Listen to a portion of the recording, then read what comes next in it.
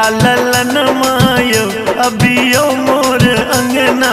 गौरी के छटका ललन मायो अबियो मोर अंगना। अबियो ने अंगना अबियो मोर अंगना। अबियो ने अंगना अबियो मोर अंगना। गौरी के छटका ललन मायो अबियो मोर अंगना। गौरी के छटका ललन मायो अबियो मोर अंगना।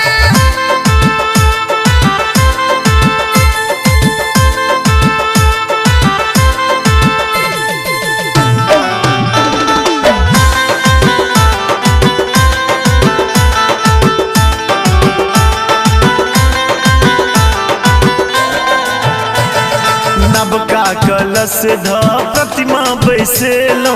प्रतिमा बैसेलो यो प्रतिमा बैसेलो।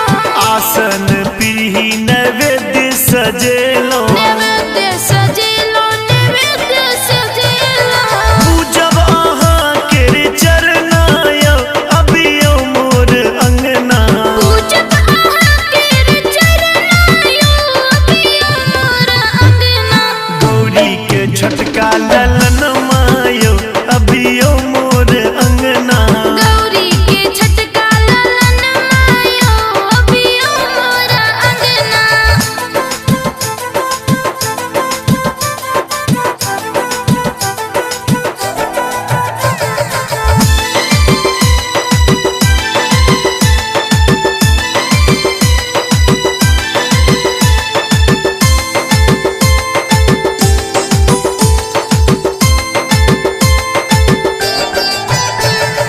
मोदक लड्डू संग मिश्री आ मेवा। मिश्री आ मेवा यो मिश्री आ मेवा। सब विधिये करब अहाँ के सेवा। आहा के सेवा यो आहा के सेवा। विघ्न हरब दुख हरना यौ अबियो मोर अंगना। विघ्न हरब दुख हरना यो अबियो मोर अंगना। गौरी के छटका ललन मायो अबियो मोर अंगना। गौरी के छटका ललन मायो अबियो मोर अंगना।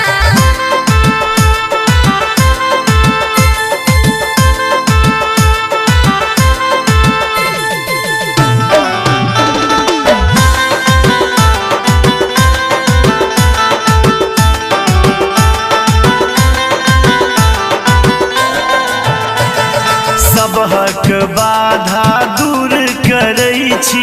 दूर करै छी यौ दूर करै छी। भक्तक सबटा कलेश हरै छी। कलेश हरै छी कलेश हरै